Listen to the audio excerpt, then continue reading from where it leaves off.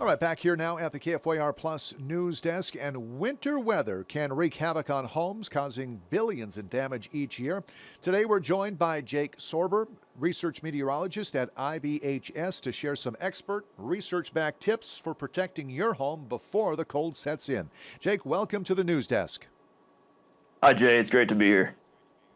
So, Jake, why is winter weather preparedness so critical for homeowners, especially in regions such as North Dakota?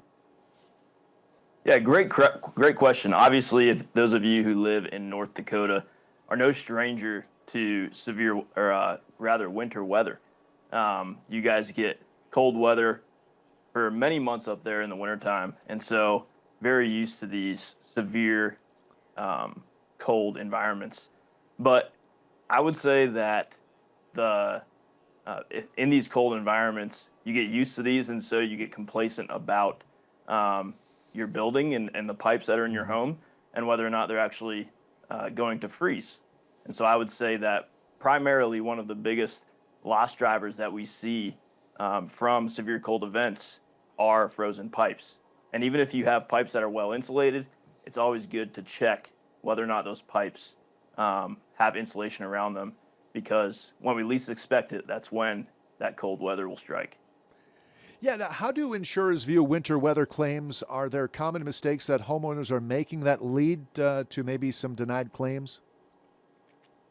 I would say just not being aware of your structure. And so if you just assume that your building is prepared for winter weather, I would say that is a big mistake that you can make. So just being aware of how prepared your structure actually is very important in these coming months as the cold weather comes knocking at your door. And so what you can do is you could just perform a routine inspection, go around your house, look at those pipes and those crawl spaces, areas that are on those outside walls that are going to be prone to that cold weather seeping in through cracks, and make sure that you're not going to be one of those who get stuck with a water issue because of a broken pipe. Now, there are six recommended ways, smart ways, I guess you put them, to prep your home for winter weather. They include inspect your roof, clean your gutters, protect your pipes, as you mentioned, maintain your yard, test your generator, and seal windows and doors. Which of these six tips do you recommend is the most overlooked by a lot of homeowners? I think that cleaning your gutters is a big one that people might not think about. It's very important to clean your gutters so that when that water starts melting on your roof, it can flow out and down those gutters. If that doesn't happen, that water will get stuck, it'll start to freeze, and that ice will back build and possibly cause water intrusion into the home as that ice unseals those asphalt shingles that are on your roof. We know that's a vulnerability of these homes. And so it's very important that you make sure that your gutters are clean so that the water can shed off of your roof. Are there other mistakes, some big mistakes that homeowners make when they prepare for winter? A lot of people might just not have a plan. So what you need to do right now before the winter weather gets very bad is to make a plan. Sit down, make sure you know where to go in case of a power outage and you don't have any heat in your home. Make sure that you have backup gasoline in case your car is low on gas. Make sure you have that vehicle ready to go in case of an emergency.